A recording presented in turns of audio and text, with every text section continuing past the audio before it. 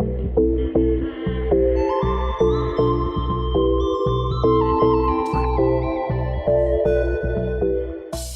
fam, it's Imara Jones. Welcome to the Translash podcast, a show where we tell trans stories to save trans lives.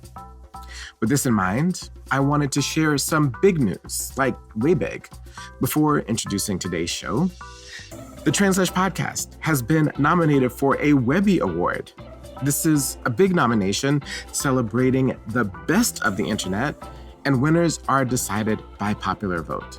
And we're up against some very stiff competition. So if you could take a moment to go vote for us, I would appreciate it so much. Go to vote.webbyawards.com. You can find our show in the podcast category under diversity inclusion. You can find the link as well to vote in the description of today's episode and our show notes. I'll also be sure to remind you of all of this again at the end of our show. Now, onto the heart of our program. I have the pleasure of sitting down with the TS Madison, the bold and unapologetic star of the TS Madison Experience on WeTV. All I was concerned about in the beginning was, where is the credit card numbers, honey? What are the last 4 digits of the credit card and the 3 numbers on the back, honey? Please subscribe. That was my concern. My concerns got more bigger when I was liberating fat bitches. As you can tell, today's conversation is going to be a lot in the very best way. And that means that sometimes we get downright explicit. So I'm just giving you a heads up. Because our conversation was so rich and wide-ranging, my time with TS Madison will take up our entire show. And we won't be starting out with a Trans Joy segment for this program because TS Madison literally is Trans Joy brought to life. With that, let's get to our conversation with TS Madison.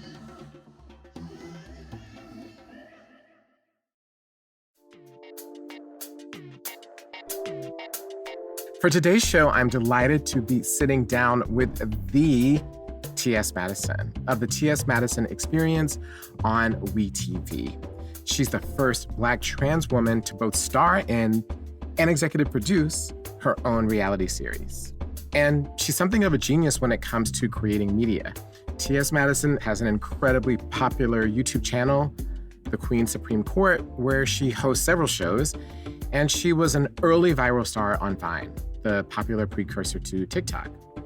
I'm fascinated by the ways she's used trans visibility and her brilliant media mind to grow her career by living her unapologetic truth. And also by the space she occupies in culture, online, on TV, and sometimes even hip-hop due to friends like Nicki Minaj and others. She does all of this while being rooted in community, helping to support local trans groups across the country.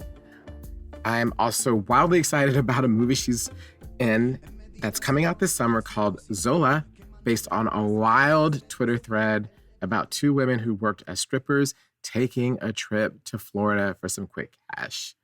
TS Madison, thank you so much for joining me today. So appreciative. Listen, when I'm sitting here listening to the way you introduced me, I felt like some stellar bitch. But if you guys really know how gutter butter trucker I am, you'd love me even more. Well, we're going to get to both sides, but we wanted to just celebrate the groundbreaking nature of just who you are and what you've done. Like, we have to celebrate that, right? Yes. Thank you. Of course. I wanted to ask you, though, before I ask my real questions, is like, do you have your 380 on you right now? Of course. Of course. Listen, I have on a bra and panties, and I was kind of thanking God that this was voice only. And actually, I'm going to do us one good favor. I got to pull this wig off. Give me 1 second. Yank it off. Let me de-wig. Yes, hold on. Ooh. Oh, Jesus. Woo. It's like that and the bra coming off, or you're like a new woman when it happens. Well, now I can hear you guys better because I don't have the wig constricting my earpiece. There you go. But I asked about your 380 because you joke that like you always have a 380 in your bra and that anytime someone wants to come up and try to like push up on you, you're ready to take it there. So Well, I have a 380 in my bra. I have a 9 in my purse. I have a Uzi under my pillow. And I have various firearms around the Locked and house. loaded for these crazy times. So when people were storming the Capitol, you were ready. You were like, listen, you come over here and storm the Black House if you want to. yeah, it's a different story. It's a different world than where you come from. That song. Baby. Wait a minute. Which version of that song do you like? I'm going totally off script here. Which version of the song do you like? Do you like the Aretha version or the original one of a different one? Baby, ain't no version but the Aretha version. That's it. I agree with you. So one of the things that's so clear from the beginning of our interview is that you are who you are, and you are unapologetic, and you are bold, and you stand in whatever you are thinking or doing in that moment, and you own it completely. Like, that's just so clear from everything that you do.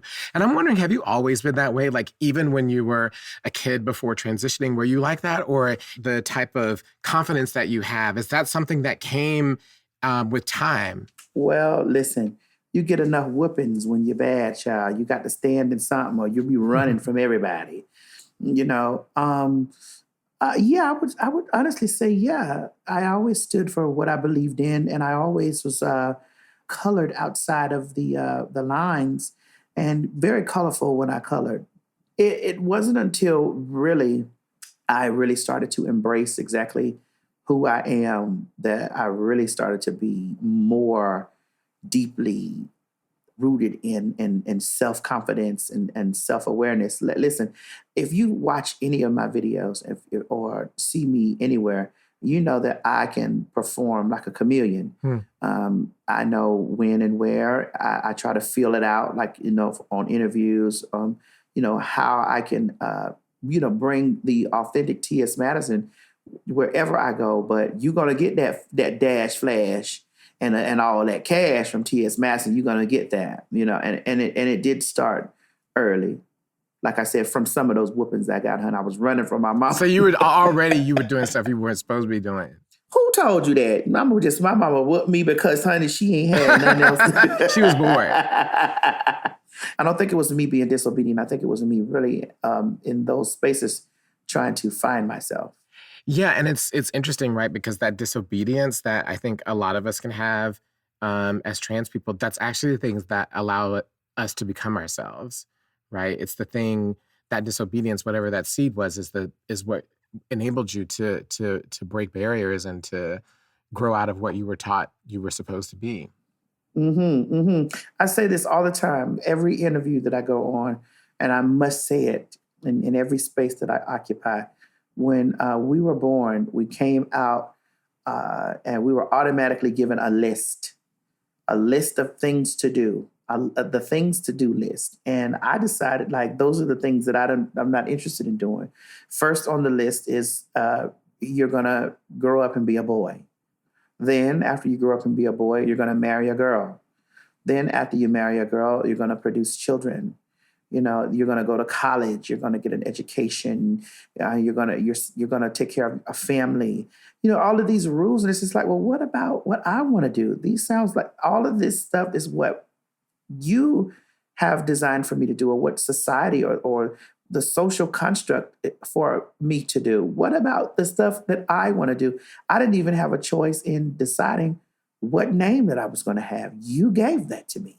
I don't think people really look at it from that perspective when they're thinking about, like, you know, people who are trans. And I don't think they look at it from that space. Like, girl, we came out of the womb with an entire set of rules. And it started with your name.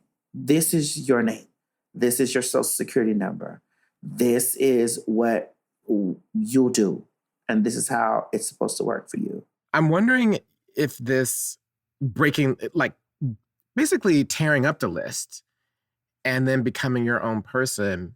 When did you get the idea that you were going to actually show people who you were and what it was like to be you? Like, I'm wondering how you came to that.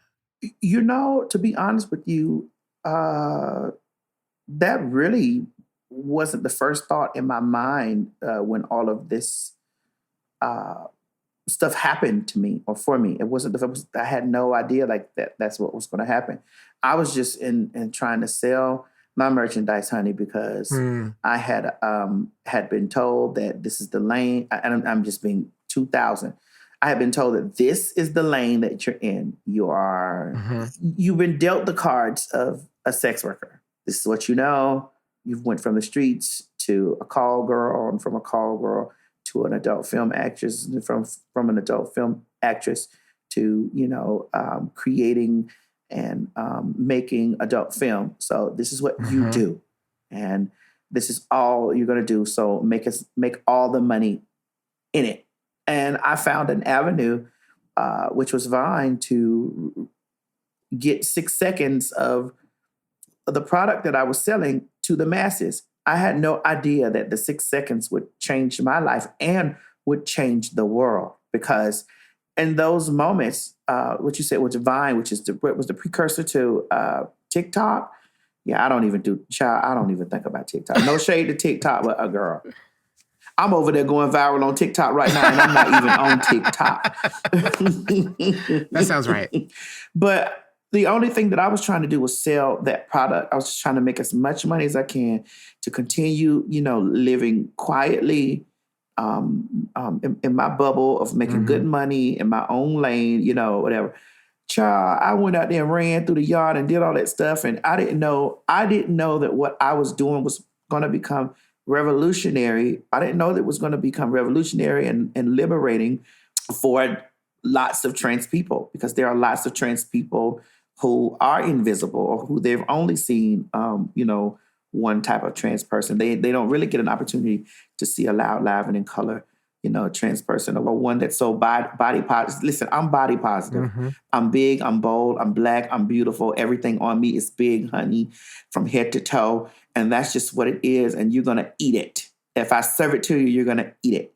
And I think lots of times we don't have the opportunity to really see big, bold people in the world, because big, bold people, and I do mean big, bold, it's just big, bold personalities, big, bold in body, big, bold in everything. I came to the door like, listen, I want your money, buy my product, honey, and I love me. And so I didn't know that it was going to do what it did, and it did so freaking much. And in it doing so much, child, that stuff made me really change my perspective on a lot of things. And it made me, reevaluate what my responsibility was. Can you talk about that? That's fascinating. What did it shift for you, and how did you suddenly becoming visible to millions of people change what you thought was possible and your sense of responsibility? Well, for one, it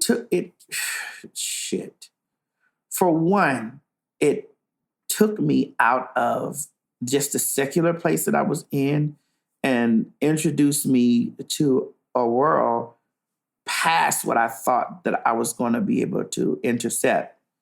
Bitch, people from all walks of life, from news reporter, it was insane. Like all the feedback and the response that I got from it, and people found it funny, and then people saw that I was selling a product, and then people like Janiska, who reached out to, like Janiska Bravo was the first. Her and Brett Gelman were the first people to reach out to me. And I think it was 2013, reached out to me and wanted to do a project. They said, they get it. Like, Madison, I get it. And I was like, well, okay, I get it too, but what is it? Which part are you getting? Which part are you getting? And then when they talked to me about what I was doing and how it was impacting in a different space, and I even thought, I was like, oh my God, wow, my responsibility has changed. Like, I have a different responsibility now. I didn't know that it was affecting thinking like that, because, honey, all I was concerned about in the beginning was, where is the credit card numbers, honey? What are the last 4 digits of the credit card and the 3 numbers on the back, honey? Please subscribe. That was my concern. My concerns got more bigger when I was liberating fat bitches, when I was liberating loud bitches, when I was liberating big dick bitches. but I was liberating the girls, like setting the girls free, and giving voices to girls who do not fit the norm outside of the norm. Because, there's the norm that we don't fit in. Yeah. Then we as trans people, there's a norm that we don't fit in. Then we go and we create another norm for us. And then there are trans people that don't fit into that norm. Right. And so, you have to have a voice for those people that don't fit into the norm of anything. And I personally feel like that the TS is definitely that voice that don't fit into the norm of anything. I love drag. I love lots of things that people would, label me or would say that, well, you're not trans. You're not a real trans person. And I'm like, bitch, are you really not looking at, you're trying to put me back into the matrix, but a matrix that you've created? Right. No, I'm totally free. Totally free. Completely. I'm not going to leave that matrix and then come over here and be a part of this one and have to follow us, adhere to a set of rules now. Like, well, these are the rules of trans. These are the rules. And this is how it goes. And if you're not this, you're not that, you're not this, you can't be in here. No, bitch, I'm in here because I'm trans. I'm just this type. I think that that's such a powerful point. And I totally agree with you that the whole point of being trans is getting free. And there's no reason for us to try to impose external ideas about being trans means, the degree to which you can fit in with the rest of society and that's the goal. As you say, that's just replicating the jail, right? That's replicating the prison. And the whole point of being free is to be able to be our full selves. I always say trans doesn't look like anything. Trans looks like whatever people who are in trans experience want it to look like, and that's what we have to embrace. And I think, it's one of the reasons why people respond to you so powerfully. One of the things, as we're talking about, I love that we're actually talking about the reality of your life now, a reality show queen. And one of the things that I think is so fascinating in terms of also being eye-opening is the degree to which you integrate within the show your family, and specifically your mom and your dad. And the really difficult conversation that you had with your dad about you transitioning and why he thinks that his masculinity won't allow him to accept. And then even as you love your mom, the fact that relationship also has its complexities, like all parental relationships. And so many times as trans people, we don't include those stories because they're painful and they're difficult. And you've made them a center part of your reality show. And I'm just wondering if you can talk about why you did that and what is it like to go back and look at some of those conversations? It's a reality show and this is real for me. This is my reality. And this is not just my reality, but this is the reality of lots of trans people of color and lots of LGBT people, LGBT plus people. This is the reality of a lot of people that they don't have the opportunity to have the discussions in their households about this stuff. And it was extremely important for me to do this because I'm not 20 years old no more. I'm not 30 anymore. I'm 43. I'm going to be 44 in October. And I have a reality show that's following my life. 20 years ago, 25 years ago, the story would have been different. Now in this age, people need to understand, even at this age, me being this old, it is still difficult. It is still difficult. There are young kids out there that are going through this same thing in their teenage years and 20s. They're going through this right now. And they need to be able to see she's an older woman, she's an older trans person, and she has a great relationship with her mom. Me and my mom discuss where we were, and we talk about how we've come through these things. So this is definitely a key point for that trans child, for that LGBT plus child to be watching this, and for the parents to be watching this and be like, well, maybe we can get through this. They need to see my mother's dynamic, and then they need to see the dynamic from my dad. Like, my dad is an extreme representation of straight Black men who feel this way about their gay or trans child. They feel this way. And people were asking me, Madison, are you going to Are you not going to hide that? Like, does that hurt you? Hmm. Yeah, if I feel a way about it all. I feel a way about all of it. But my purpose is bigger than me. If I bring this stuff to the forefront to have these conversations in homes across America, across the world, maybe something will change in somebody. I may not be able to change everybody, but maybe just having this dialogue, having this conversation, having this TS Madison experience in the public could possibly change something in one person's home, could change the family dynamic in one person's house. And that's why it was extremely important for me, to do that. Sitting there watching that stuff when my dad talked to me this way, I was just like, I doing it, I was upset a little bit. Then watching it back, I was upset. But I was trying. I looked at myself and I was trying. I'm like, Madison, you gotta try. He's ignorant. He's ignorant, and he's a representation of all the ignorant people. You don't want to be on national television busting his motherfucking ass in the face. Like you want to do, You gotta be an example and just try to have conversation. Listen to him. Listen to what he gotta say. Listen to it. And there was so many pieces of it. Like we pick up on it in the finale, like the opening of the finale. We're gonna pick up on the conversation because we ended episode 5 with the conversation, but we're gonna pick back up on it and then move through the rest of the episode. But of course, we filmed that scene that we filmed. It took the course of the day. It took us a long time. He had to get to where we were. We hadn't seen each other in about 5 or 6 years. Wow. I blocked him on my phone. I had to unblock him to have a conversation with him. It's just like this stuff. And I said, listen, I called him. I spoke to him. I said, sir, I said it just like this. I said, sir, listen, okay, I am 43. I got a lot of good stuff going on in my life. The trajectory that I see for myself is up. I don't need you on the side of the road talking trash, smack shit about me. Let's sit down and have a conversation and figure out where could we go as a parent to a kid. Let's do it. I don't really know you in the space that I would have wanted to know you, but hi, how you doing? I'm TS Madison. How are you? So let's just try to do that. He got right on there with that shit and I just was like, dear God, because he said lots more stuff, like more. He said more stuff. And then he asked me for money. Wow. Like when it was all over, he asked me for money.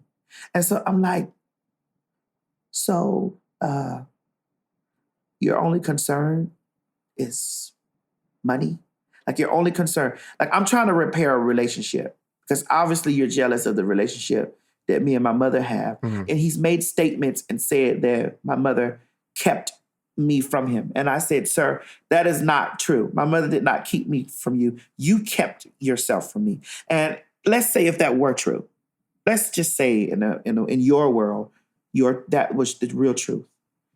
If she kept me from you from 1 to 18, what about the 19th year till now? I'm 43. What about the 19th year till now? Why is there still a disconnect? Why? And so, watching that stuff, it makes my heart really weep for him. Like I would never pick my phone up and call him again. Wow. Ever. Yeah, I think that echoes. I mean, I have a very similar relationship with my father, and I relate to it so much. And when you were sitting on that park bench and when those words were coming out of his mouth, I mean, my heart was breaking. But as you say, that's a reality, that is real for our community, and that it's important to show that and to communicate to young people, as you say, that they're not alone and that you can still, as you've done, like continue to build a successful life. One of the things that is really clear in talking to you like this is how two things. One, that you're really grounded in the truth. Right. You're just grounded in your truth and grounded in who you are and what you want to do. And as you say a little bit that like you're a performer, like that's a kind of just a part of who you are. And so all performers, great performers, like as a part of their art, there's something that they're trying to communicate. There's something they're trying to tell people through what they do. So I'm wondering, what's your lesson for us, T.S. Madison? Mm-hmm. My lesson to everyone that listens to me and watch me is to, this is going to sound really crazy. My lesson is to turn your pain into profit. I hear everyone clapping. I just hear so many people like wildly applauding, but go ahead. Yes. Turn your pain into profit. The things that were trying to bind you with ball and chain you, set yourself free and run into victory with that. Like, don't stay bound by things that were meant to destroy you. Take that shit, laugh at that shit, monetize off that shit, man. It's going to sound cliche, but be the change that you want to see in the world. Right. Because I faced a lot of backlash from running through my backyard naked from my own community. Lots of it. I don't even know how I'm embraced sometimes today. I faced lots of it. You know, I'm like, bitch, don't look for me to represent you. Represent yourself. Yeah. Those were my argument words back to them. But when I heard that saying, be the change that you want to see in the world, I understood that I was saying those words. Like, I might not be for you, but I'm for somebody. I'm proud to be trans. I don't want to have an SRS surgery, because growing up, when you hear anything about trans or you hear anything about people who have transitioned or who have changed, everybody has the same story. And the story is everybody wants to have a pussy. Mm-hmm. That is true to those trans women's story. That is true to their story. They it's gender dysphoria. Am I correct? Am I saying that right? You said it correct. However, I don't want to have an SRS, and that does not make me incomplete. Mm-hmm. I don't know if I'm articulating this right. But the point I'm trying to make is I'm body positive, and I'm very, very in tune with my genitalia, and I'm okay with not having an SRS surgery. But I am still a trans woman. Still. At some point, you know, we all won't be here anymore. Right. And I am wondering, when someone comes across the name of T.S. Madison in the archives of trans women who lived in the 2000s and helped to change the way that trans women were in media and seen, what do you want people to remember about you? I want people to remember that I did it exactly the way I felt it. I did it the way I felt it. And that there was no script. It was unscripted. It was unfiltered. It was loud. It was live. And it was in color. And it is okay. If that is what people remember about you, then that means that you have done a service for all of us by being unapologetic and creating space for other people to be unapologetic and showing that we can succeed while doing that and not having to conform. And so I just want to thank you for always showing up as yourself and for the power that you are able to communicate and transmit and give to other trans people, and the liberation to other people as well, just by that example. Thank you. And thank you for, listen, it feels good when your own embraces you and wraps their arms around you and say, I get it. And it's okay if you say, hey, she's not me, but I'm a piece of her. There's a piece of 1,000%. And instead of saying like, oh, I don't have any relatability to that. Yes, you do, bitch. You do. You do, bitch. Yeah, absolutely. Well, I think that we can see lots of parts of ourselves in you and lots of parts of ourselves that we want to be in terms of like living our truth. So thank you. And we can't wait to see what you do next. We know that it's going to be a bop. Something. It's going to be something. Coming. It's going to be something. It's going to be something. And I want people to know this. Life is a marathon. It's not a race. Take your time, girl. Take your time. That means even with your transition. Yes. That means even with your life choices. Take your time, because when you take your time, slow and steady always. wins the race. Always. Slow and steady from TS Madison, who seems anything but. But we will take it. We will take it. That was TS Madison, the reality TV star and executive producer of her own show, the TS Madison Experience. Thank you for joining me on the Translash podcast. Now listen all the way through to the end of the show for something extra. I'm Imara Jones. If you love the Translash podcast, make sure you go vote for us in the Webby Awards. Told you I would remind you again. Do it right now. It would mean the world to me and to our entire intrepid team here. Go to vote.webbyawards.com. You can find our show in the podcast category under diversity and inclusion, or you can find the link to vote in the description of this episode in this show's notes. The Translash podcast is produced by Translash Media. The Translash team includes Oliver Ash Kleine, Montana Thomas, and Yannick Eike Mirko. Our intern is Mirana Munson-Burke. Alexander Charles Adams does the sound editing for our show. Our digital strategy is handled by Daniela Capistrano. The music you heard was composed by Ben Draghi and also courtesy of ZZK Records. The Translash podcast is made possible by the support of the Heising Simons Foundation.